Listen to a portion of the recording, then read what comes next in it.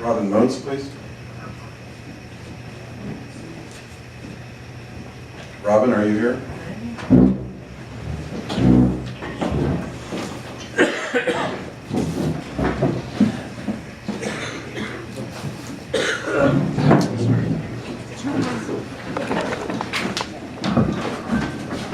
I understand that you're the mayor. Acting mayor, yes. Acting Mayor Moats. Yes. Welcome. Will you give us your address? 45500 Main Street, You're going to Antelope. need.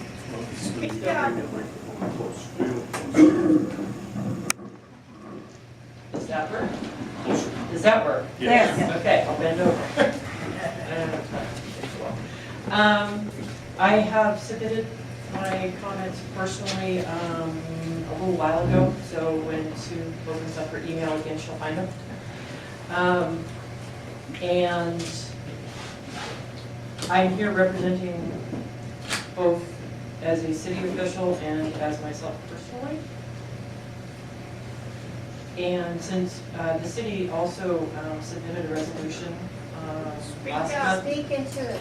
The city submitted a resolution speaking to several issues last month. And most of those are the same issues that I have.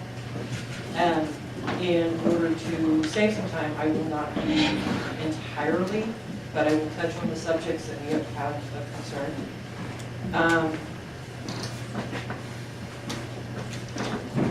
This is a small valley, and I don't know, have you been here during the day? No. While I was here, I came in, it was still light. Okay, so basically we're looking at turbines from there all the way over there, at least within our U-shed. And it's a relatively small valley, and yes, 500-foot turbines that go off and on red all night. It's a little daunting. Most of us are here because we chose to be where it was quiet and where we had a nice view. A lot of people give me guff because I don't park my car in the house like everybody else, but I didn't go to the middle of nowhere to look at my car. And I certainly didn't move to the middle of nowhere to look at turbines. Everything I have is invested in my home. I can't just pick up and walk away. And pretty much neither can anybody else here in town. Of specific concern the largest concern right now is construction traffic. I am in concurrence with Mr. Silvertooth's comments on that. At the Union, at the junction of Highway 218 and Union Street, we have our cafe, which has on-street parking on the highway. We have a small public park. We actually also have a small camping area. And have construction traffic coming in and out of that possibly for 12 hours a day, 6 days a week. Right in the middle of town is going to have a huge impact on our town. Not to mention that our roads are built to withstand that sort of traffic. We have people come here and they wander around town. Again, we have no sidewalks, we like to walk our dogs. Bennett Road is going to be off limits for walking our dogs, which is, for me, the only place I can walk my dogs without running into cars, generally speaking. And now I'm going to be running into gravel trucks. It is also the only access, the only public access to our cemetery. The cemetery is on the other side of the field behind the school. And the only way out there for the public is to go out Bennett Road. There's a lot of people that go out that cemetery every year. Some come to spruce up, some are coming to work for ancestors, some just like cemeteries. That will be impacted. Should the cafe open again, the construction traffic will very much impede our parking process and access to it.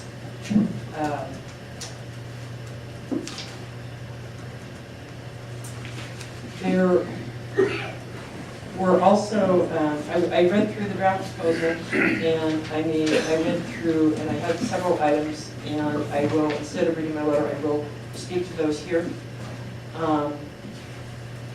The first one The references are on page 21, 22, and 23. Apparently the applicant would prefer to possibly build this in phases. And the department recommended that set a 3-year deadline after issuance of the site certificate for the applicant to begin construction and a 6-year deadline to complete construction. 1, I would like phases defined, and 2, are we really going to have to look at this construction for 3 years possibly? That's outrageous. Absolutely outrageous. Page 71, condition M1 requires a certificate holder to provide advance notice to local landowners in advance of construction deliveries and potential for heavy traffic on local roads. What is the delivery method of the notifications and how far in advance? Page 80, this was regarding the calculations for how many vehicles per day, which Mr. Silverton already alluded to. It's actually one. And right now, ODOT has said that we have about 90 vehicles per day. And the construction traffic will add up to 520 on top of that. So we are looking at one additional vehicle basically every 72 seconds in the 12-hour time frame given. Page 81 and 87. Department recommends that the council find that the proposed facility would not create any of the situations listed in 4.140C that could result in significant changes to traffic patterns in Roscoe County, and that no traffic impact analysis is required.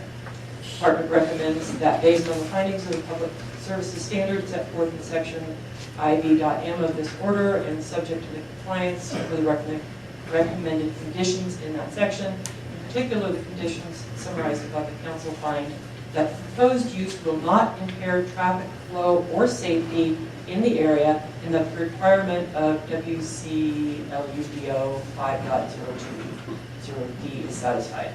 I fail to understand, with the current daily flow of 90 vehicles and an additional vehicle every 72 seconds, how this does not result in a significant change in our traffic patterns and unduly impair traffic flow or safety. Page 91, WCLUDO section 5.020H, the location and design of the site structures for the proposed use will not significantly detract from the visual character of the area. The department acknowledges that the construction of up to 223 wind turbines, each almost 500 feet tall, and 32 miles of 230 kilovolt transmission line will be a new and dominant visual feature on the landscape in the project area, depending on where the viewer is located. However, the SAG did not recommend any conditions or make any specific comments concerning compliance with this standard. Will not significantly detract from the visual character of the area. This leaves me speechless. Really, it does.